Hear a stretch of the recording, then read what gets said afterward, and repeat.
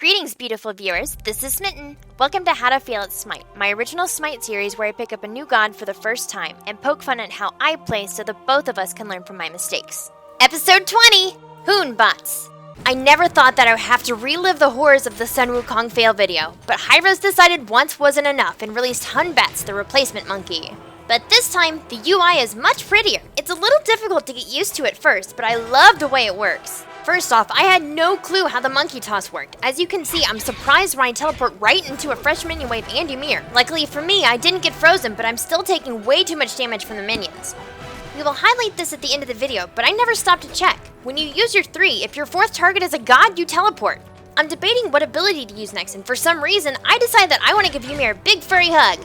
Well, while you're there, you might as well hit them to make it seem like you did that on purpose. Landing on the ice carpet and getting shot to death is the way that I started off this game. Oy vey. Chapter 1, Teleport Surprise. I'm level 5 and ready for some action, and boy do I get some. While I'm sure Ymir was aiming for me, he froze Ares, laid down his ice shards, and knelt down for the ult. I'm not one to be outdone, and so I dropped my ult right on top of him. I barely made it out of that ult and go to clear the archers with my Sacred Monkey, and I'm teleported. I mean, intentional furry hug! Knowing I'm not gonna be able to burst down Ymir, I switch targets to Apollo, and Ares picks up the kill with his fiery shield. I'm feeling pretty good about this lane, and I'm ready to go get my own kill, so it's time to kill the Frost Giant! Or get completely owned by him. Okay, Smitten, don't panic, just run in circles, light on your feet. There you go, you made it! But wait, that's my kill! Gimme! I run back in and help to clear the mini wave. I know, you're probably saying, Smitten, you need to go back, but I'm telling you, I need to kill stuff. Haha, just kidding. I do eventually learn from my mistakes. Chapter 2, Getting Greedy. I return to the lane to see my lane partner super low in health, so I move in to take guard over the tower. And when Ymir walks up, I try my best to distract him from my injured friend. My attempts were weak as the sight of a low-health Apollo quickly takes priority, and I start wailing away at him. I figured Ymir would turn on me instead of tower diving my tank. I'm running around in circles, trying to keep Apollo busy while I wait for my ult to come off cooldown. And finally, I get my kill. My thirst for lives has been quenched. However, I must avenge the fallen Ares and take out Ymir as well. I let loose on him, and as he leans down for his ult, I leap away at just the right moment. If only I had jumped into his retreat path instead of away from him. There is no way I'm getting out of this one. Despite my attempts to evade him, Ymir picks up another kill from my lane. Chapter 3, Always Have an Exit. Back in the habit, Ares and I once again go for a hard push in our lane. I arrive in just enough time to clear the minions and take a shot from Apollo. I turn to see Ymir's ult, and what do I decide to do instead of back out? Throw my teleporting monkey and arrive in just enough time to take the full brunt of the damage. You call that an ult? Mine comes with bongos. Ares wastes no time in backpedaling like I do and picks up the kill from Apollo. I'm buying time for my health pot to tick away, and once I feel secure enough to make a move, I use my monkey and fail to be teleported to Ymir's location. I obviously have no idea how it works, and the one time that I needed to teleport me, it doesn't. Thankfully for me, Apollo moves in from middle lane on his chariot, which must have really caught Ymir off guard. I honestly really admire his response. He aegis at the right time, knowing that we were trying to burst him down, and then froze all 3 of us. Buying him time for his retreat, I turn around and run into his wall and continue to do so until I use the last of my mana reserves to leap closer to him. I turn just in time to spot Poseidon come to his aid. I turn to run away, but see that Apollo and Ares are still in pursuit. Ymir's tower hugging, my minions are in range. It's time to shine, Smitten, grow a pair! Finally, I killed Ymir. Hey guys, did you see that? Guys? If I could just get this leap off and run through the jungle, I'll be fine. I can live! Nah, it's alright. I kinda felt bad for killing your friend. I'm choosing to die here. Chapter 4, Apollo is a giant bag of interrupts. Let it just be known that this lane composition has to be the most frustrating duo that exists on Smite. The number of stuns they have is ridiculous. So here I am, just trying to kill them, and then try to get away when they try to kill me, but my jump is interrupted by not only Apollo's dash, but he uses his mesmerize to keep me in the field of damage. And to top it off, Apollo uses his chariot to get out of Ares' ult, and mine only seems to push Ymir into a wall. I know, you're probably thinking, buy beads, buy Aegis, for once in your life buy an active. But I say, real men don't need actives. Chapter 5, Now is not the time. So here I am, minding my own business, killing stuff in middle lane, getting ready to push a tower whilst I assist Ares slay Apollo. So far we are right on schedule, but when I see Poseidon, Monkey, and Ymir all heading our way, my team and I are having a hard time deciding whether to engage or not. I turn to run away, and when I look back, I see Apollo getting shredded. And my bright idea to help him out, teleport right in the middle of him. I'm in some serious trouble. Instead of trying to jump over the wall to meet up with Ares, I try to scare them off with some damage. I'm running down lane, trying to bob and weave through my minions, but at 26 minutes in, they are hardly enough threat to give them pause. Sure could have used an active. Chapter 6. Overkill. As you can see on the minimap, the enemy team have done a great job at defending their towers. It seemed like every time we would try to push one, someone would come defend, and that's perfect, exactly like it's supposed to be. But as you can tell, my team and I prefer to live life on the edge. We don't need no tower! As I make my way up towards their tower, I see the enemy monkey heading straight for me. That's a little ballsy considering I out-level him. But I think, hey, free kill! I'm once again waiting for my ult to come off cooldown, and I lead him in a circle around my minions. I turn around and take out a huge chunk of his health with overhand smash, and I'm ready to pick up another kill. Monkey gets away with his life as they use 2 ultimates to take me out. That was a bit much. Chapter 7. Slow to respond and quick to die. Fresh out of a team fight, I find myself pretty low. I need to go heal up, but I really need this blue buff before we try to take Fire Giant. It really takes no time to kill off the buff camp, but I notice that the minions are pushing up our lane. Since I'm over here, me and Freya might as well clear the way before we back. Freya doesn't seem to notice the enemy Hun Batz chasing after her, but he sure noticed me sitting at low health. He wastes no time and jumps right in on me. I leap behind my ally, feeling pretty secure in my ability to escape, but a well-timed monkey teleport closes the distance and allows him to drop his ult and take me out. I'm actually pretty impressed.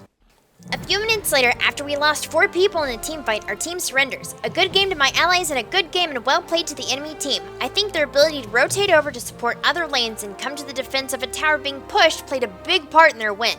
They had our towers down pretty early on in the game, and that golden experience bonus snowballed them to a victory. Personally, I love these changes. Sun Wukong really needed some attention, and I'm glad they went the route they did. All of the changes they made to the kit were exactly what he needed. I went on to play a few more games after this, and actually I can't wait to play him again. Even though I was laning this game, don't be afraid to experiment as a jungler. And now for the juicy bits. Hun Batz's abilities are copies of Sun Wukong's with 2 minor exceptions. His passive, Infused Strikes, is the first major change. Instead of giving a measly 5% movement speed when out of combat, each time Hun Batz uses an ability, his next basic attack deals 25 physical damage scaled by 20% of your physical power, making him a much more brutal opponent in combat rather than simply being slightly more mobile. His number 1 ability remains unchanged. Somersault is his leap, which slows enemies' hit when it lands by 50% for 2 seconds, and deals 50 to 210 physical damage scaled by 70% of his physical power. Put a point into this at level 2 if you're laning, or level 3 if you're in the jungle, and max it last. His second ability, Overhand Smash, also remains unchanged. A frontal cone attack with a ramp-up time that deals 85 to 345 physical damage scaled by 100% of your physical power. Throw a point into this at level 1 and max it first.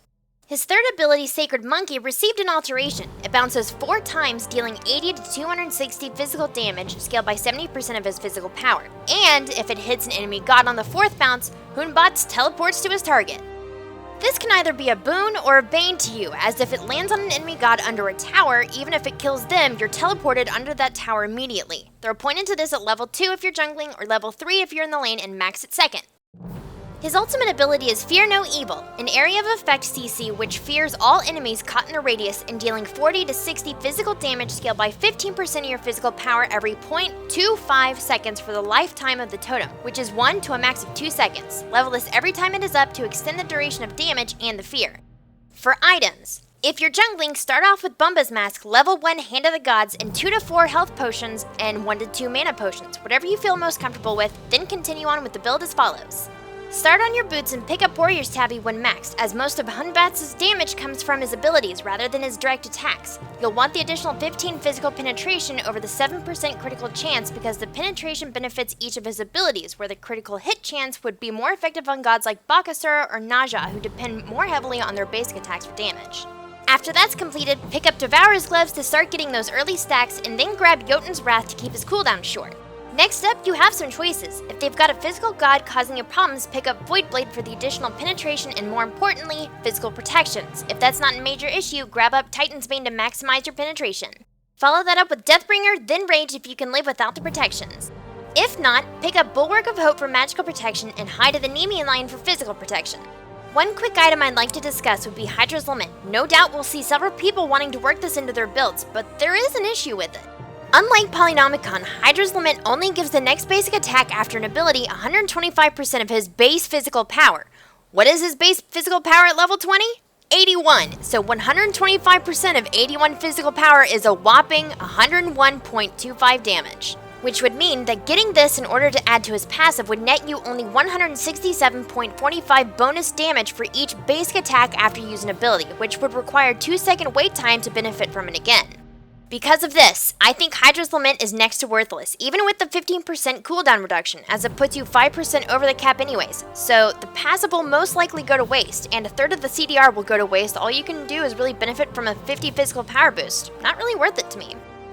And so concludes the guide on Hun Batz.